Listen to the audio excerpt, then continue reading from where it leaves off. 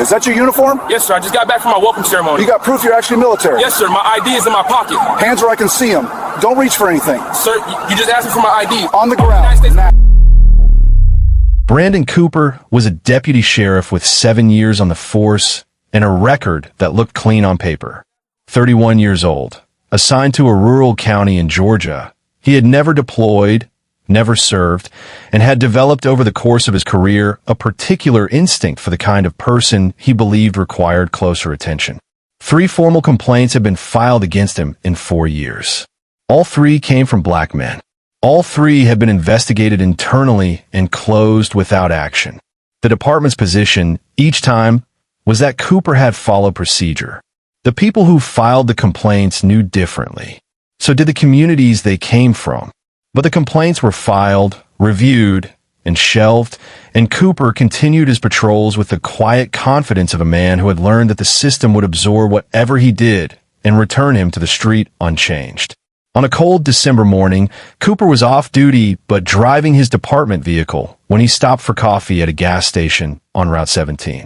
He came out carrying his cup and saw, at pump number 4, a black man in a United States Marine Corps dress uniform. The jacket was pressed. The medals were positioned correctly. The words U.S. Marines were printed clearly across the chest. Cooper looked at the uniform, looked at the man wearing it, and decided, without asking a single question, without making a single call, that something was wrong. He was about to make the most consequential mistake of his life. What Brandon Cooper did not know, what he was approximately 72 hours away from understanding in the most irreversible way possible, was that the man at pump number 4 was Sergeant Terrell Jackson. 3 combat deployments, 2 Purple Hearts earned from separate roadside explosions that should have killed him and didn't. A Bronze Star awarded for one specific moment in Helmand Province, when Terrell ran directly into active enemy fire and pulled 2 wounded Marines to cover while rounds hit the ground around his boots. His commanding officer had called it the bravest act he had witnessed in 20 years of service. The Pentagon would get involved. The Department of Justice would open a federal investigation. The FBI would review evidence. And Cooper would face charges carrying decades in federal prison. All because of the quiet, composed man he had just ordered to the ground. Before this story goes any further, where are you watching from? Drop your city or country in the comments right now. And if you believe a man who served this country in uniform deserves to be treated with dignity on his way home, like this video and subscribe. These stories need to be told until they stop needing to be told. Terrell Jackson was 29 years old and had given a decade of his life to the United States Marine Corps without hesitation and without condition. He enlisted at 18, the week after graduation, in a decision that his mother had accepted with the particular quiet of a woman who understood that her son had already made up his mind. He went to boot camp in the summer, passed with distinction, and was deployed for the first time 11 months later.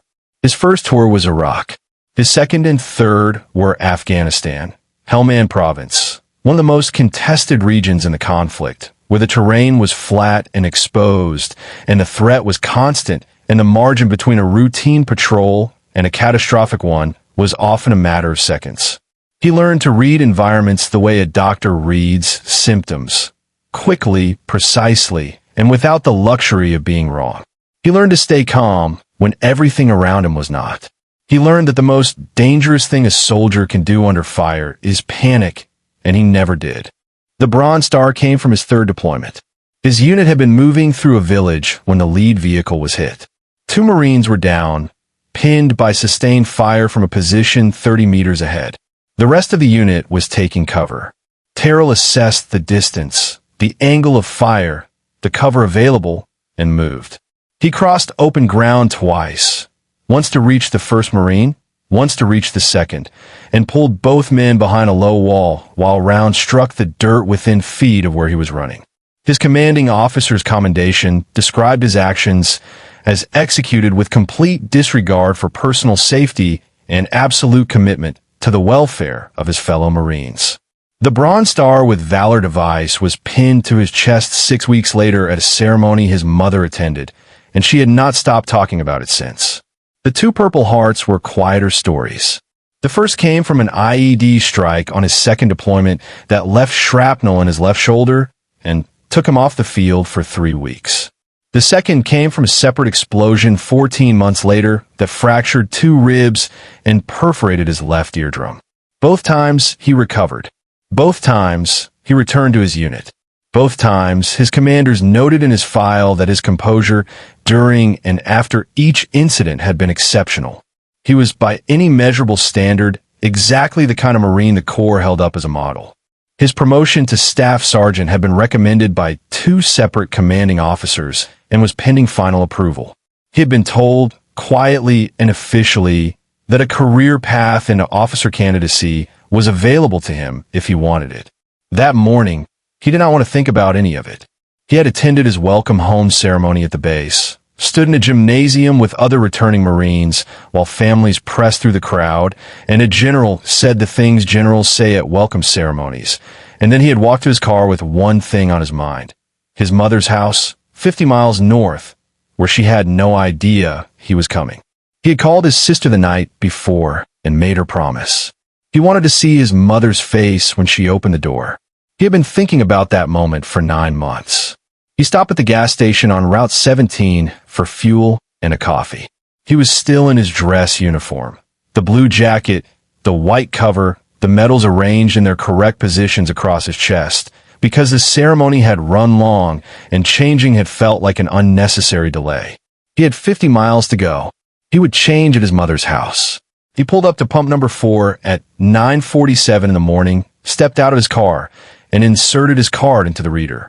The American flag at the station's entrance moved in a thin December wind. He pulled out his phone and sent his sister a message, 20 minutes out. Don't say anything. He did not notice Brandon Cooper watching him from the entrance of the convenience store until Cooper was already walking toward the pump. The morning was cold and still, and the gas station on Route 17 held the particular quiet of a weekday hour when the commuter rush has thinned and the road has not yet filled again. A handful of vehicles at the pumps, a clerk visible through the store window, the low mechanical rhythm of fuel moving through hoses, the only sound with any continuity. Terrell stood at pump number 4 with his back partially turned, one hand on the nozzle, the other holding his phone. He was reading his sister's reply when the voice reached him, sharp, close, and carrying the tone of a man who had already decided what he was looking at. Cooper stopped several feet away. His badge was visible on his belt. His hand rested near it with the practiced casualness of someone who wanted that placement noticed. He looked at the uniform the way someone looks at a document they suspect has been altered, searching for the flaw before asking for the explanation. Terrell turned. He registered Cooper's badge, his posture, the quality of his attention, and he understood immediately the shape of what was happening. His combat training did not give him the ability to stop it. It gave him something more durable, the ability to move through it without fracturing. He answered Cooper's questions in full. He confirmed the uniform was his. He confirmed he had just returned from deployment. He confirmed his identification was in his left breast pocket and that he was prepared to provide it.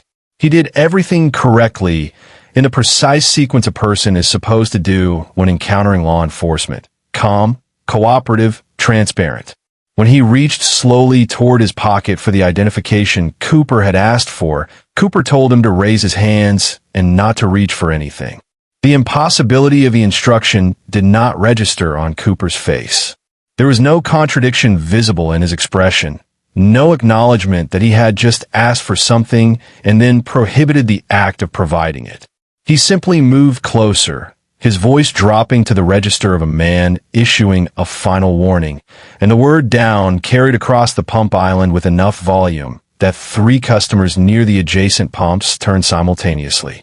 Terrell lowered himself to the ground. His polished dress shoes scraped against the concrete. His knees made contact with the cold pavement and the medals on his chest, the Bronze Star, the Purple Heart Ribbon, the campaign medals from 3 deployments across 2 conflicts, pressed into the surface of a gas station forecourt 50 miles from his mother's front door. The words U.S. Marines sat across his chest in plain view of everyone present. The white cover of his dress uniform caught the pale December light. He kept his hands visible and his breathing even, and somewhere behind the controlled stillness of his expression was a man who had survived Helmand Province and 2 roadside explosions and was now being ordered to kneel on domestic concrete by someone who had never left the county. Customers had stopped moving.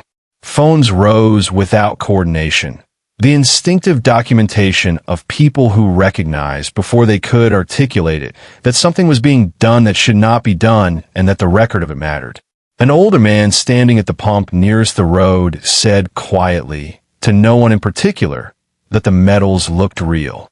He said it with the specific authority of someone who had spent time around real metals.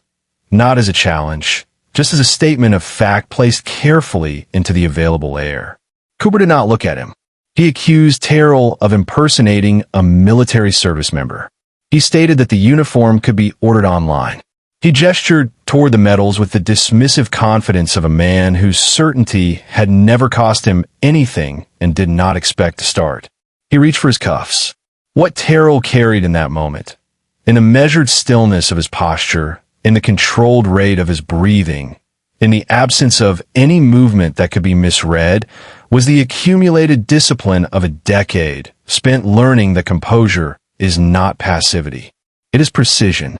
It is the refusal to give a hostile environment the reaction it is designed to produce. He had learned this in training. He had used it under fire. He was using it now, in a different kind of hostile environment, against a different kind of threat, with the same fundamental understanding that what happened next depended on him staying exactly as he was. The handcuffs closed around his wrists. The dog tags against his chest were visible. The military identification in his pocket had a holographic federal seal and biometric data verifiable through any law enforcement database in the country. The deployment paperwork in his vehicle carried his commanding officer's direct contact number, his unit designation, his active duty status, and the dates of his most recent tour. None of it was examined. None of it was requested. Cooper placed Terrell in the back of his patrol vehicle with the charges already forming: impersonation, suspicious conduct, and closed the door. Passing traffic on Route 17 slowed without stopping, drivers processing what they saw through their windows and moving on carrying the image with them. Among the people still standing at the pumps, a woman in a dark business suit had been filming since before the handcuffs came out. She had not spoken. She had not stepped forward. She held her phone at a steady angle with the unhurried precision of someone for whom documentation was not a reaction, but a method. She did not identify herself. When the patrol vehicle pulled away, she lowered her phone, looked at the footage, and made a call. Her identity would become relevant later. It was not relevant yet. The county station received Terrell Jackson at 10:19 in the morning, and the booking officer on duty, a 15-year veteran named Deputy Sergeant Ellis Ward, looked up from his desk as Cooper walked the handcuffed Marine through the entrance and felt something go immediately wrong in his reading of the situation. Ward had served 2 years in the Army Reserve before joining the department. He knew what a dress uniform looked like. He knew what correct metal placement looked like. He knew, with the specific certainty of someone who had stood in formation wearing similar decorations, that the Bronze Star ribbon on Terrell's chest was positioned with an accuracy that could not be accidental and could not be purchased online and could not be faked by someone who didn't know exactly what they were doing and why. He looked at Cooper. Then he looked at the man Cooper had brought in. Then he looked at Cooper again. A second deputy in the room, a former Army infantryman who had done one tour in Iraq before leaving the service, had already crossed his arms and was looking at the ribbon rack on Terrell's chest with an expression that had moved past surprise into something quieter and colder. He recognized the Bronze Star device. He knew what it meant. He knew the process required to earn it and the institutional weight it carried, and he understood that the man wearing it had not purchased it from a costume supplier. Cooper filed his charges: impersonation of a military service member, suspicious conduct. He presented his account with the practiced fluency of someone who had written reports before and knew the language that made actions sound procedural. Ward made the verification call anyway. The phone rang twice before it connected. The voice on the other end confirmed Terrell Jackson's identity, rank, and status in under 45 seconds. Active duty, 3 deployments, 2 Purple Hearts, Bronze Star with Valor, promotion to Staff Sergeant pending final approval, currently on approved post-deployment leave. The voice asked with a flatness that carried its own weight why the call was being made. Ward did not answer immediately.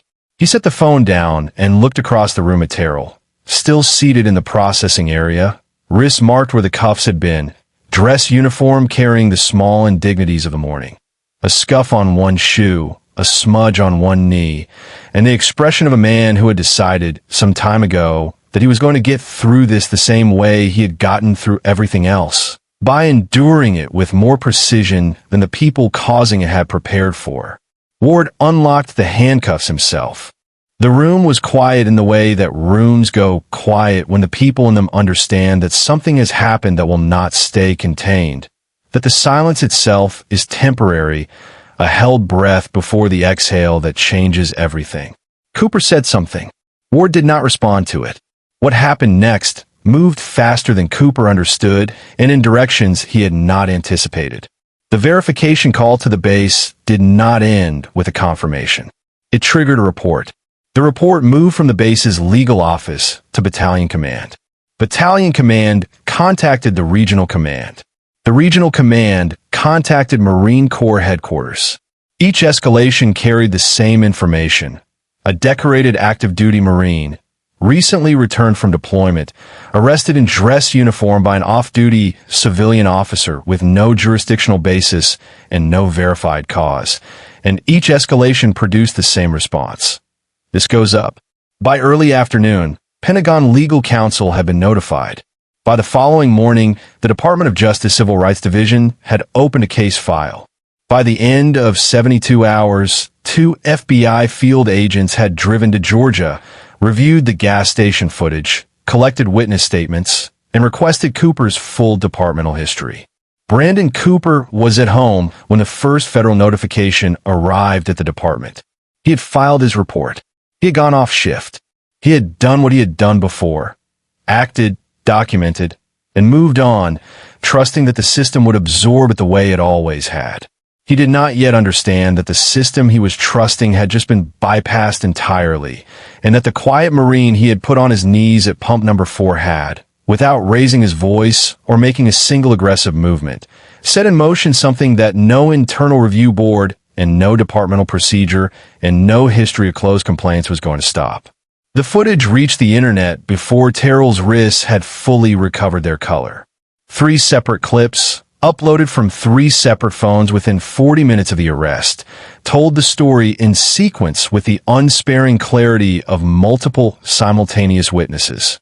The first showed Terrell at pump number 4, composed, compliant, movements deliberate and unhurried, the dress uniform unmistakable in the morning light, the medals catching the pale sun with the quiet authority of objects that had been earned in conditions most people would not survive. The second showed Cooper escalating, the command to kneel, the hand near the weapon, the dismissal of the retired veteran's statement about the medal's authenticity delivered with the confidence of a man who had never been wrong in his own accounting. The third showed the handcuffs closing over the wrists of a decorated Marine, while the words U.S. Marines remained visible across his chest and a gas station flag moved in the wind above them. The third clip spread the fastest. By noon, veterans forums and military family networks had picked it up and pushed it outward with the particular velocity of communities that recognize an injury to one of their own. By mid-afternoon, 3 national veterans organizations had released formal statements. The VFW called it an affront to every service member who had returned home expecting the dignity their service had earned.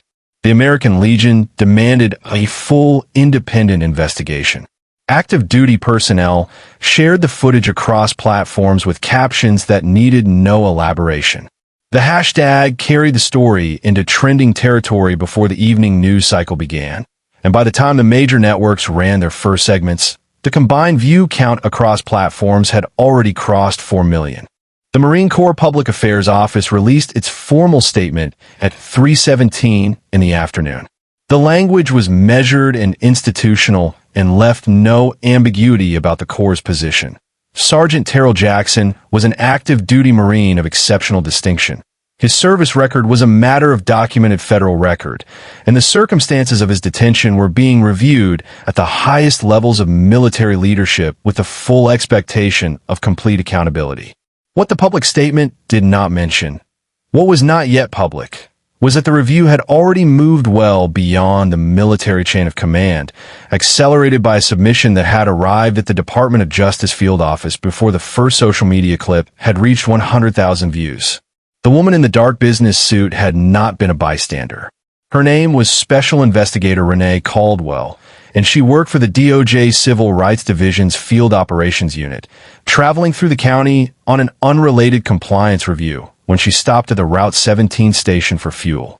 She had recognized what was happening within the first 90 seconds of Cooper's approach, recognized it not as a civilian recognizes injustice, but as a trained federal investigator recognizes a civil rights violation being committed in real time, and she had filmed it with the steady, methodical precision of someone who understood that the footage she was capturing was not content. It was evidence. She had submitted the high-definition recording, along with a preliminary incident report and her sworn witness statement, to her supervisors before she left the county. The submission arrived at the DOJ field office with federal investigator credentials attached, bypassing the bureaucratic intake process that civilian complaints typically required and landing directly on the desk of a deputy section chief who understood immediately what it meant. The federal case, opened the same afternoon Terrell was released. 2 FBI field agents arrived in Georgia the following morning.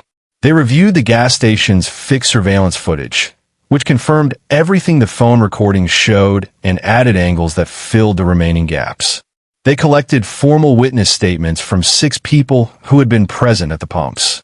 They requested Cooper's complete personnel file from the county sheriff's department, and what they found inside it was not a surprise. It was a pattern made visible by accumulation. 3 prior complaints. 3 black men. 3 incidents dismissed internally with the same procedural language about insufficient evidence and good faith conduct. Viewed individually, each dismissal had the appearance of a judgment call. Viewed together, laid flat on a federal investigator's desk in chronological order, they formed something the department's internal review process had either failed to see or chosen not to name. Federal prosecutors filed charges within 72 hours of the arrest. 5 counts. Assault on a military service member, a federal statute carrying its own weight independent of the civil rights framework. Deprivation of rights under color of law. False imprisonment. Official misconduct. And a hate crime enhancement, supported by the pattern documentation and by a recorded interaction at the pump in which Cooper's language, reviewed carefully against the footage, carried the tonal markers that federal guidelines designated as bias indicators. Cooper's department-issued vehicle had a dash cam. The footage aligned with every witness account and contradicted every element of Cooper's written report. This story raises a question that matters beyond this case. Should one formal complaint against an officer have triggered a deeper review?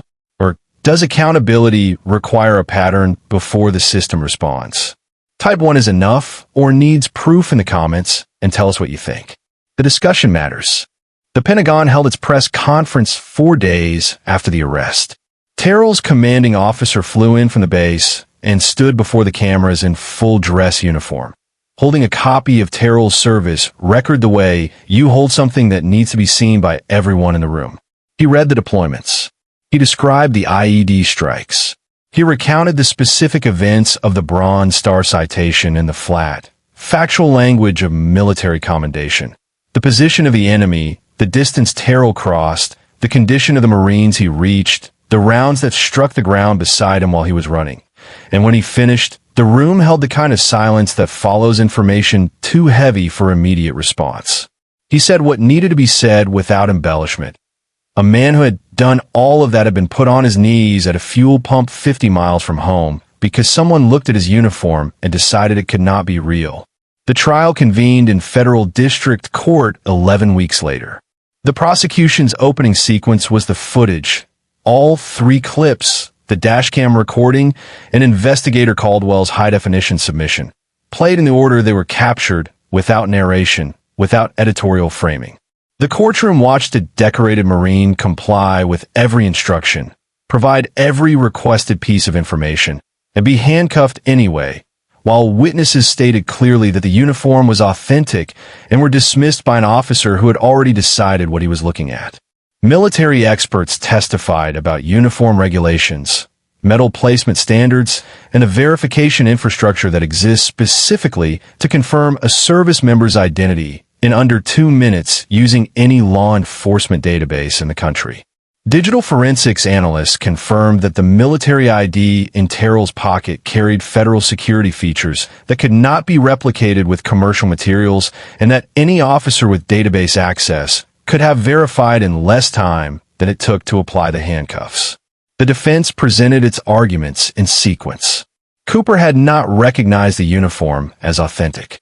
The prosecution showed the footage and asked the jury to identify what was written across the chest. Cooper had followed established procedure. The prosecution opened the county's own policy manual to the relevant section and read the verification requirements aloud. Cooper had acted in good faith on a reasonable suspicion. The prosecution displayed the 3 prior complaints in chronological order and asked the jury to identify what the targets had in common. Each argument was offered.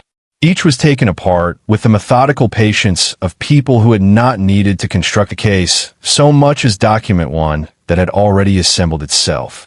The jury deliberated for less than 4 hours. Guilty on all 5 counts. The judge was a former JAG officer who had served 8 years in military legal practice before joining the federal bench.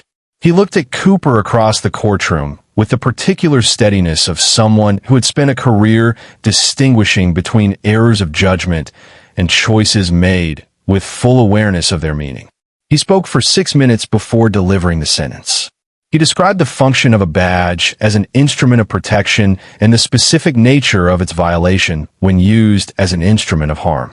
He noted the pattern. He noted the dismissals. He noted that the system had been given 3 prior opportunities to intervene and had declined each one.